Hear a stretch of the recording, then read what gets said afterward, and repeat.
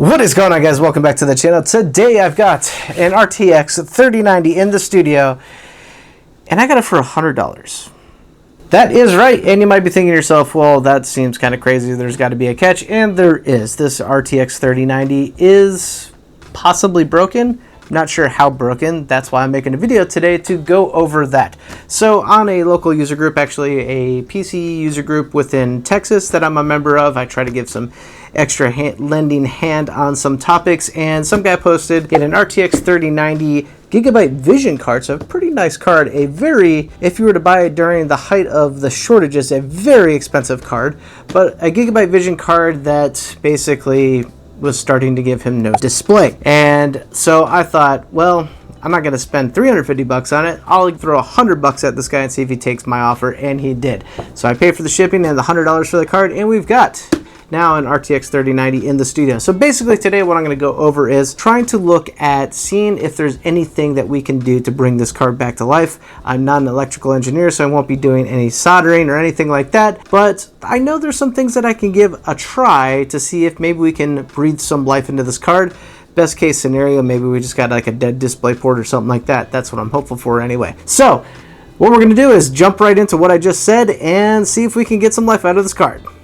Let's go. Alrighty, so first things first, we get it out of the box, and I am very happy to see that this person definitely took care of their product. They had the original OEM box that everything came in, so they're pretty proud of their 3090, and unfortunately, you know, it's dead on them, but here we go. So I got this open once before just to make sure that everything was there, so I took it out of the anti-static bag, but he actually did have it in there, so I'm just getting it back out here. So I just just made some verification that we got what we got. But yeah, look, everything as it would come OEM, pretty awesome stuff. So we're gonna get this out of the way and get the card up in front of the camera to make it a little more visible to you guys and see if we can see anything just right off the bat.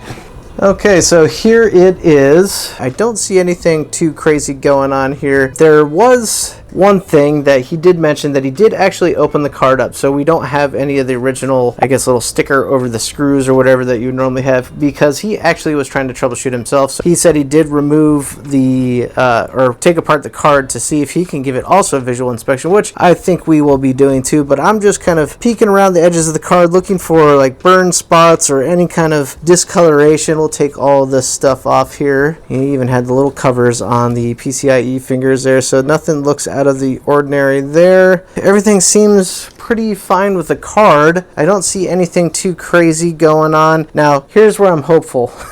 See, as we can see, he had an HDMI port unplugged, or I guess the cover out. So I don't know if he was using this for HDMI only or what exactly was going on. It is a bit dirty, but not too crazy bad. But I think what I want to do here is I want to get this thing apart. Actually, before we do that, I'm going to get my test system. I got just a motherboard, power supply that I can throw on this card just to see what happens in terms of display. So we'll get that all set up and kind of take it from square one. Alrighty, so we are all set up. I have a test system, not really much, and the best thing about it is it's a motherboard that's got some debug LEDs, which will be helpful in troubleshooting. So if we are, I guess, expecting no display, maybe we'll get a VGA code. I got an 850 watt power supply connected up to everything and my monitor.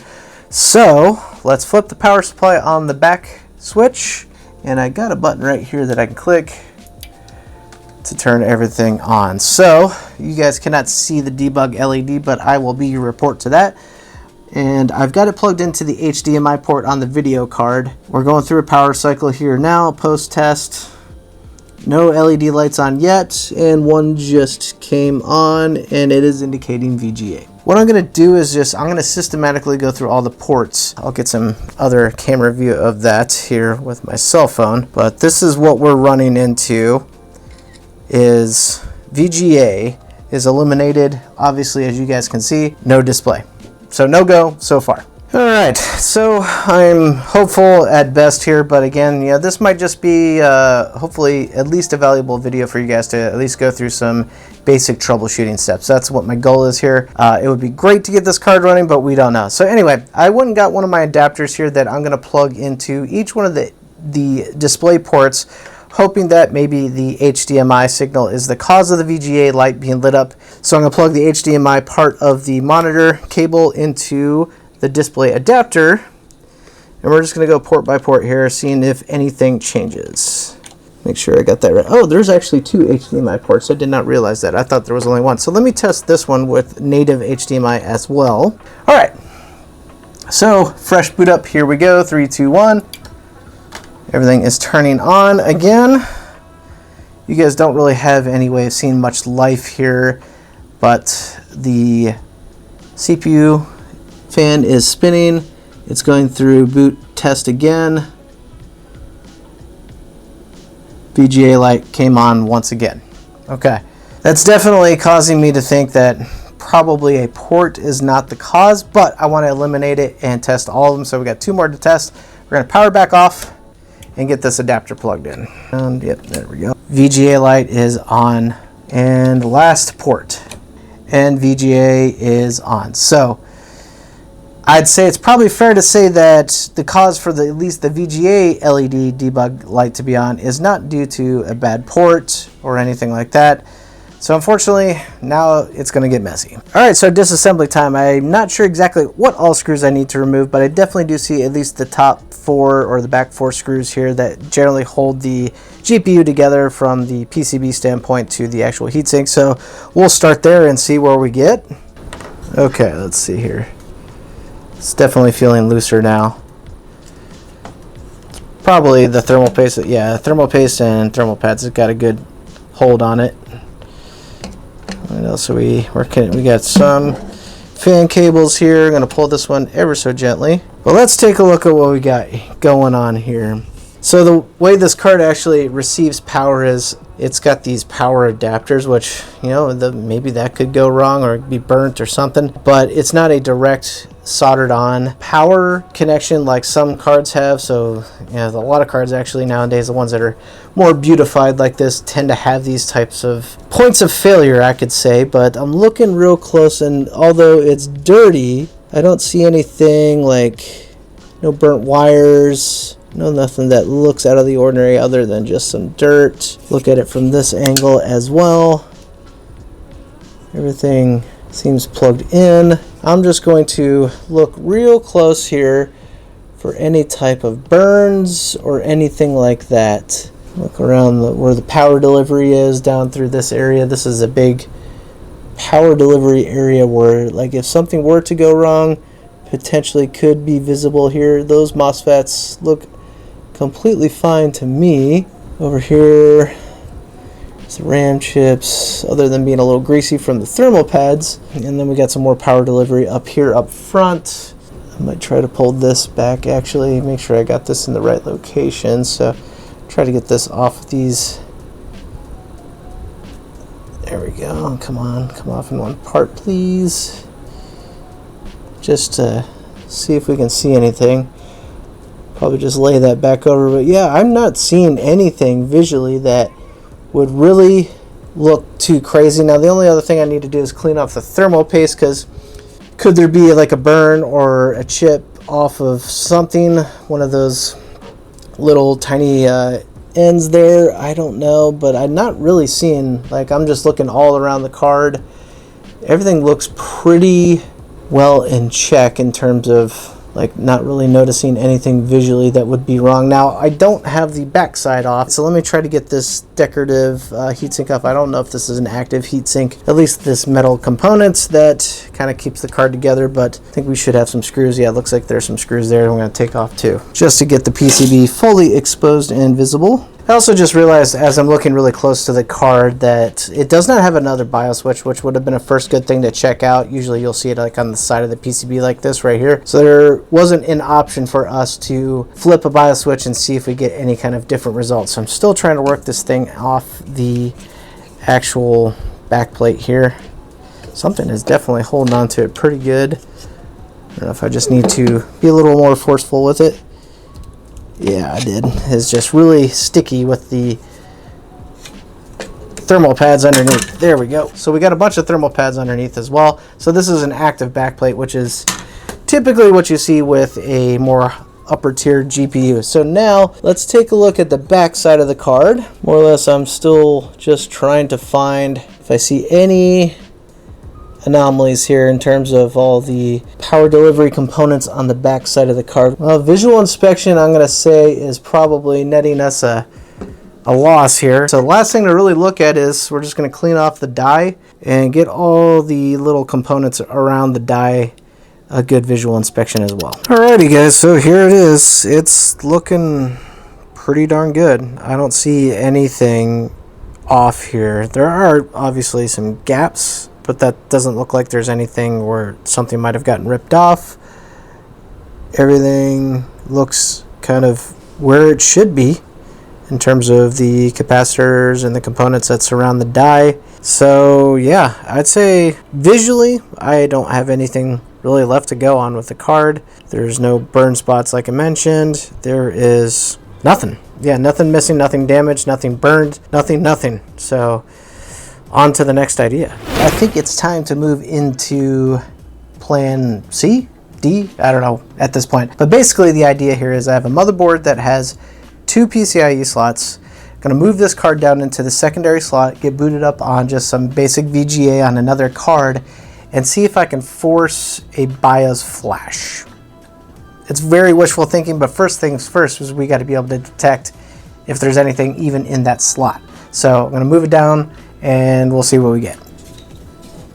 Okay. That one in.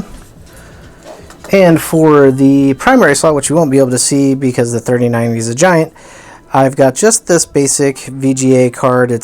I don't even remember where I got it from. It's years and years and years old, but the great thing about it is it's got plenty of output, and the even better thing about it is it requires no extra power to run it. So I'm going to slap this guy in here. I think this is some type of Radeon graphics I got from some OEM long time ago, but this is going to go into the primary slot so we can get some video out. So I got this SSD here that I have Windows 11 on. I'm just going to throw that on the test bench and get booted into Windows.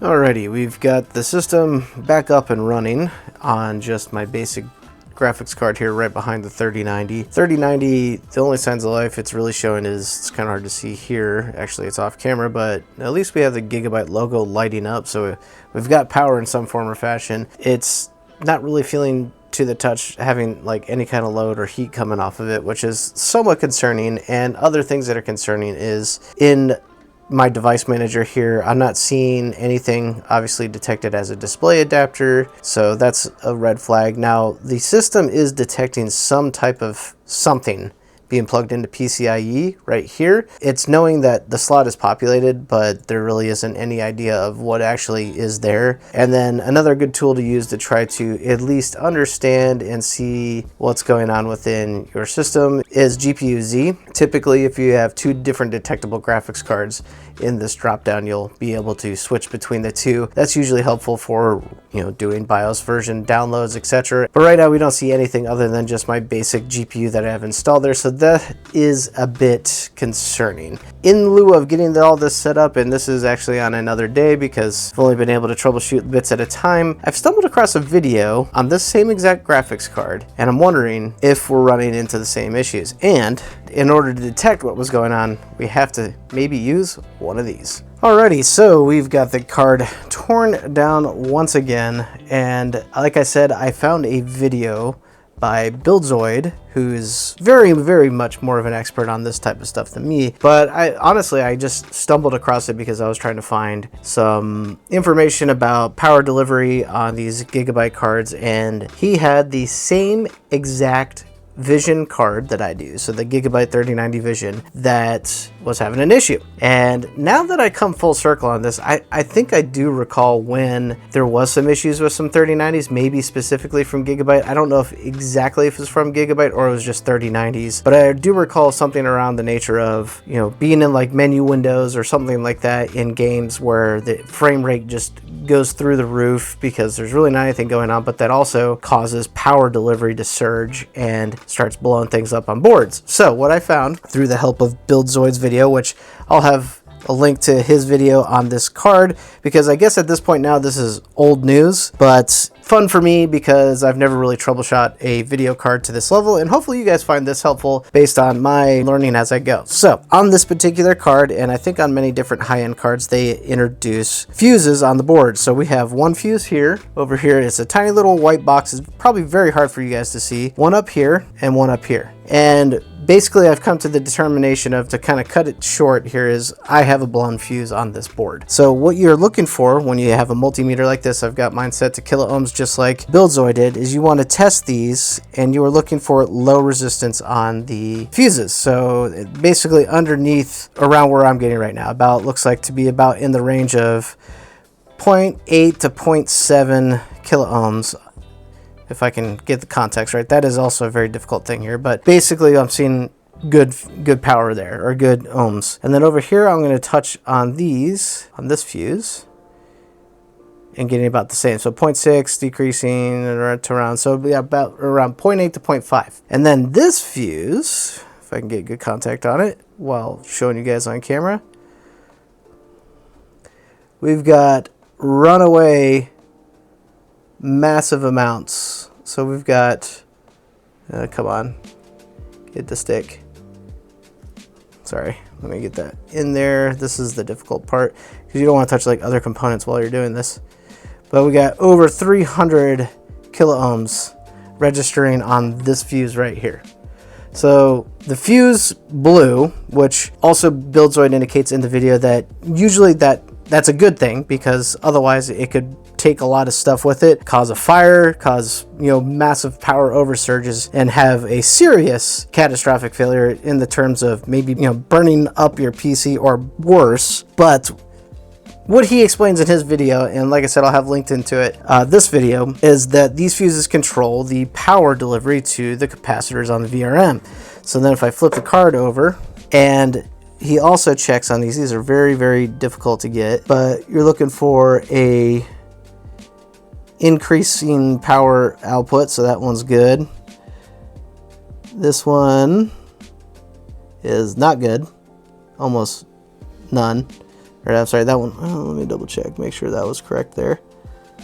Yeah, zeroed out basically. And then this one, we're looking for the increasing power capacitance that's going up. And I think this one is also bad. No, that one's going up. So checking each one of these individually, because the fuse controls power delivery to these capacitors. This one's also bad. In essence, that's what has happened. And which is funny too, because I was listening to his video and he indicates, like, the user, what they were doing, and what I spoke with the guy that I bought this card from, is all of a sudden things are fine, and then the card shuts off. So it basically looks like it's operating completely fine, and then boom, gone. And that's exactly how the person that I bought this card explained to what was going on. He said he's mostly playing Fortnite. So I think the title doesn't really matter. This might be a design flaw with this card at this point, but, or maybe Gigabyte fixed it. I don't really know the full story exactly. But in essence, what we have is a failed fuse that delivers power to the power capacitance on the back of the card and on the MOSFET VRM right here. And that blowing prevents major failures.